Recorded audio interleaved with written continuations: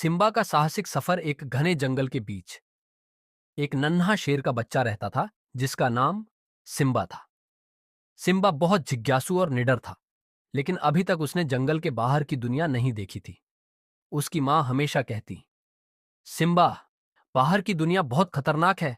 वहां जंगली जानवर और अनजाने खतरे हैं। लेकिन सिम्बा की आंखों में हमेशा सपने होते थे।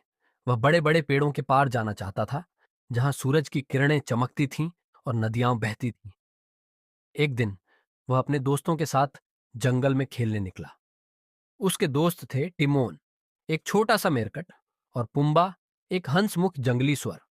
सिम्बा ने कहा, टिमोन और पुम्बा, चलो आज हम जंगल के उस पार जाकर देखें जहां सूरज ढलता है। टिमोन ने डरते हुए कहा, वहां खतरा हो सकता है सिम्बा।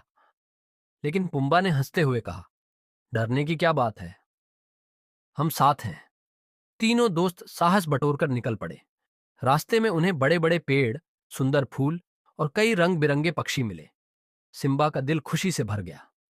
थोड़ी देर बाद वे एक बड़ी नदी के किनारे पहुंचे।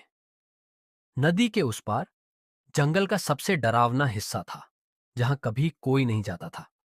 सिम्बा ने तय किया कि वह इस नदी को पार करेगा। टिमोन और पुम्बा ने उसे रोकने की कोशिश की, लेकिन सिम्बा अपने सपने को पूरा करना चाहता था।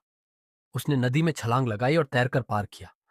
जब वह दूसरी तरफ पहुंचा तो वहां का दृश्य अद्भुत था। ऊंचे पहाड़, गहरी घाटियां और दूर दूर तक फैली हरियाली। लेकिन तभी एक बड़े भालू ने उसका रास्ता रोक दिया। भालू गरजते हुए बोला, तुम्हें यहां किसने आने दिया? सिम्बा थोड़ा डरा, लेकिन उसने साहस से कहा, मैं सिर्फ इस जगह को देखना चाहता था। मैं किसी को नुकसान नहीं पहुंचाऊंगा। भालू ने उसकी साहसिकता देखी और हंसते हुए बोला, तुम एक सच्चे शेर हो। जाओ, देखो इस दुनिया को। लेकिन हमेशा याद रखना, साहस के साथ समझदारी भी जरूरी होती है। सिम्बा ने सिर हिलाया और भालू का धन्यवाद किया। वह जान चुका था कि साहस होना जरूरी है, लेकिन सही समय पर समझदारी भी जरूरी होती है।